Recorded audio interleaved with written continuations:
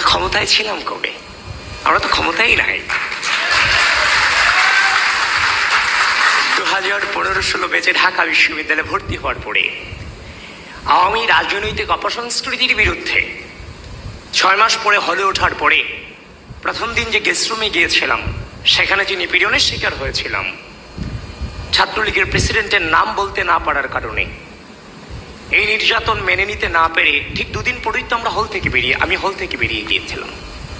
সে সময়টাতে আমি আমার হৃদয় দিয়ে অনুধাবন করলাম, এই যদি হয় বিশ্ববিদ্যালয়ের পরিস্থিতি, এগুলোর বিরুদ্ধে কাউকে না কাউকে দাঁড়াতে হবে।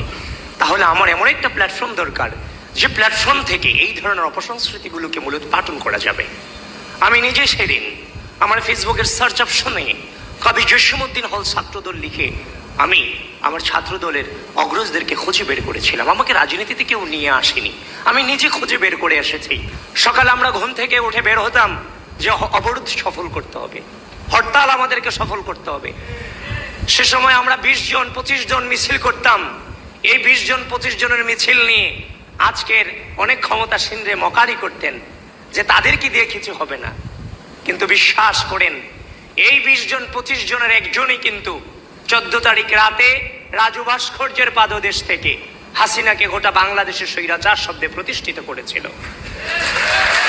রাজনীতি সকলে করবে না, কিন্তু রাজনীতিতে কোয়ালিটি প্রয়োজন।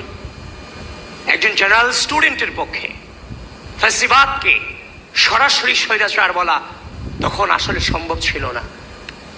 জেনারেল স্টুডেন্টরা নেমেছিল বলেই গণঅভ্যুত্থান সফল হয়েছিল।